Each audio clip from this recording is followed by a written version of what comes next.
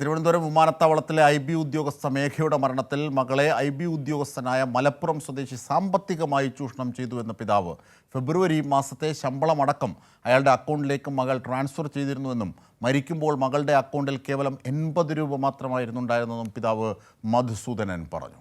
വാക്കുകളിലേക്ക്. നമ്മൾ account statement പരിശോധിച്ചു. Account statement എടുത്ത് പരിശോധിച്ചെന്ന് അവനെ സാമ്പത്തികമായിട്ട് ചൂഷണം ചെയ്തതായിട്ട് കണ്ടു. കിട്ടുന്ന പൈസയൊക്കെ അവനതിൽ നിന്ന് ട്രാൻസ്ഫർ ചെയ്തതായിട്ടാണ് അതിൽ നിന്ന് വെളിവാകുന്നത്. അതുപോലെ തന്നെ പല സ്ഥലങ്ങളിൽ പോയിട്ട് പല സ്ഥലത്തു നിന്നും ഈ ATM കാർഡ് ഉപയോഗിച്ചും അല്ലാതെ ട്രാൻസ്ഫർ ചെയ്തിട്ടുള്ളതായിട്ട് കാണുന്നുണ്ട്. നമ്മൾ കൂട്ടുകാർ പറഞ്ഞപ്പോഴാണ് അറിഞ്ഞത്. സമയത്ത് ആഹാരം കഴിക്കാൻ വിളിക്കുമ്പോൾ എൻ്റെ പൈസയില്ല, അതുകൊണ്ട് ഞാനിപ്പോൾ ആഹാരം കഴിക്കാൻ വരുന്നില്ലെന്ന് പറഞ്ഞ് അങ്ങനത്തെ ഒരു സ്ഥിതിയിൽ വരെ അവൾ നേരിട്ട് കൊണ്ടിരിക്കുകയായിരുന്നു. കൂടുതൽ വിവരങ്ങളുമായി സുജു ടി ബാബു ചേരുകയാണ്. സുജു, ഇതിന് സമാനമായ ആരോപണം അമ്മാവനും നേരത്തെ ഉന്നയിച്ചിരുന്നു.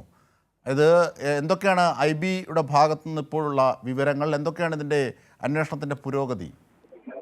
ജിംഷാദ്, ഇപ്പോൾ പേട്ട പോലീസാണ് കേസ് അന്വേഷിക്കുന്നത്. കുടുംബം പേട്ട പോലീസിനോടൊപ്പം തന്നെ ADGP മനോജ് എബ്രഹാമിനും പരാതി കൊടുത്തിട്ടുണ്ട്. അന്ന് തന്നെ ഈ ഫോൺ, അതായത് ഈ പെൺകുട്ടി അവസാനം സംസാരിച്ചുകൊണ്ട് പോകുന്ന ഫോണിൽ സംസാരിച്ച ആരെന്ന് ആവശ്യപ്പെടുകയും ചെയ്തിരുന്നു.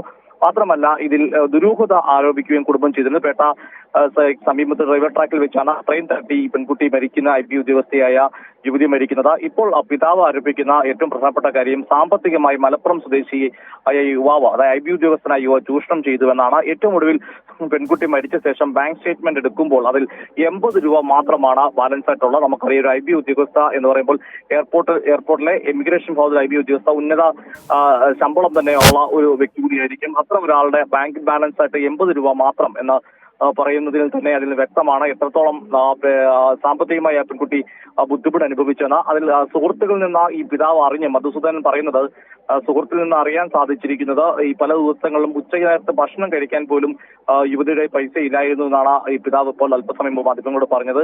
അത്തരത്തിലൊരു അവസ്ഥയിൽ കൂടെ കടന്നുപോയിരുന്നു. അതെല്ലാം സൂചിപ്പിക്കുന്നത് ഈ മലപ്പുറം സ്വദേശിയായ സുഖാന്ത് സുരേഷ് എന്ന് പറയുന്ന വ്യക്തി IB ഉദ്യോഗസ്ഥനായ സുഹൃത്താണ്. അത് അത്രയധികം തന്റെ മകളെ സാമ്പത്തികമായി ചൂഷണം ചെയ്തു. ഇത് അന്വേഷിക്കണമെന്നാണ് ഇപ്പോൾ പിതാവ് ആവശ്യപ്പെടുന്നത്.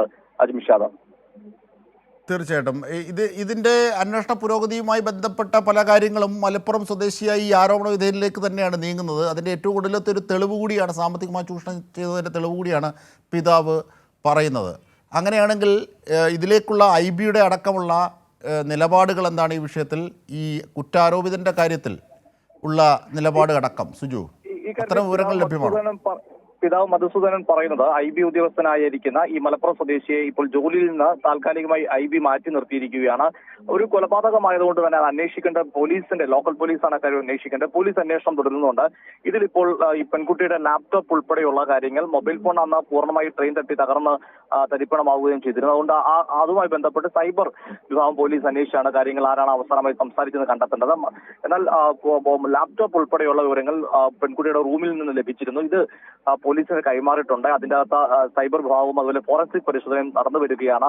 അതിനുശേഷം മാത്രമേ ഇക്കാര്യത്തിൽ കൃത്യമായി ഒരു പോലീസിന് നിഗമനത്തിലേക്ക് എത്താൻ സാധിക്കുകയുള്ളൂ. എന്നാലും കുടുംബം അന്നേ ആരോപിച്ചിരുന്നു, സുഹൃത്തുമായി ഉള്ള ബന്ധമാണോ ഇത്തരം പെൺകുട്ടിയുടെ ആത്മഹത്യയിലേക്ക് കാര്യങ്ങൾ എത്തിച്ചതെന്ന സംശയം അവർ രേഖപ്പെടുത്തിയിരുന്നു. എന്നാൽ ഇപ്പോൾ ഈ സാമ്പത്തിക ഇടപാടുമായി ബന്ധപ്പെട്ട വിവരങ്ങളുടെ പുറത്തു വരുമ്പോൾ അവർ മകളെ സാമ്പത്തികമായി ചൂഷണം ചെയ്തിരുന്നുള്ള ഒരു ആരോപണമാണ് ഇപ്പോൾ ഉന്നയിക്കുന്നത്. ഇതിനോടൊപ്പം തന്നെ അവർ പേട്ട പോലീസിൽ പരാതി നൽകിയിട്ടുണ്ട്. ഇപ്പോൾ അല്പസമയത്തുള്ള വീണ്ടും മാധ്യമങ്ങൾ അവർ കാണുന്നതാണ്. അജിംഷാദ്. ശരി സുജു ടി ബാബുവാണ് വിവരങ്ങൾ, വിശദാംശങ്ങൾ നൽകിയത്.